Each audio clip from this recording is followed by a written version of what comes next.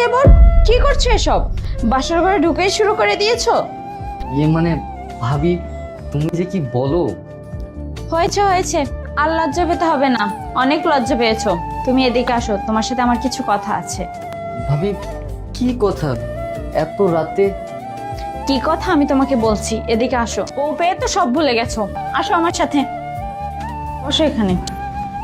আরে ভাবি, কি হয়েছে? বাসর রাত থেকে আমাকে টেনে হিসেবে নিয়ে আসলেন। আরে তুমি এমন করছো কেন? দেখে তো মনে হচ্ছে বাসর করার জন্য পাগল হয়ে গেছো। ভাবি, এইভাবে কি কেউ বলে নাকি? আমার তো লজ্জা লাগতেছে। শোনো রাজু, এটা শুধু বাসর রাত না, এটা একটা মেয়ের সতীত্ব পরীক্ষার রাত। তর্স হয়েছে না? ভাবি, তুমি এসব কি বলছো? আমি তো কিছুই বুঝতে পারছি না। আর আমাকে বাসর ঘর থেকে টেনে হিসেবে নিয়ে আসলে আমার বউটা ওখানে একা একা বসে আছে, ভয় পাবে না?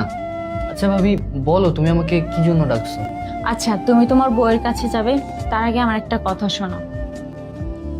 এই যে বিছনার কাপড়টা দেখছো, এটা তুমি বিছনায় বিছিয়ে নিবে। আর হ্যাঁ, তোমার বউ যেন বুঝতে না পারে যে এটা আমি দিয়েছি। তাছাড়া তোমার বাসরাত্রির পরের দিন সকালে আমি গিয়ে দেখবো যে তোমার বউ কি সত্যি ভার্জিন কিনা। ভাবি, তুমি যে কি বলো না, বিছনার চাদর দিয়ে কি কেউ সতীত্ব পরীক্ষা করে? এই চুপ করো, এত কথা বলছো কেন?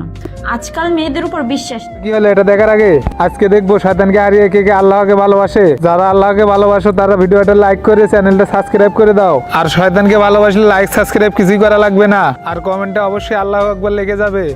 কার সাথে কি না কি করে আসছে জানি না। তাছাড়া তোর বইয়ের সতীত্ব পরীক্ষা করার জন্য মাই এটা আমাকে নে, এটা নিয়ে রুমে যা, নে ধর, এটা নিয়ে বিছনায় বিছাবি। আর হ্যাঁ, তোর বউ যাতে কোনোভাবে বুঝতে না পারে, ঠিক আছে? ভাবি, তুমিও যে কি করো না, এইসবের কি? নেক্সট পার্ট চাইলে কমেন্টে বলো।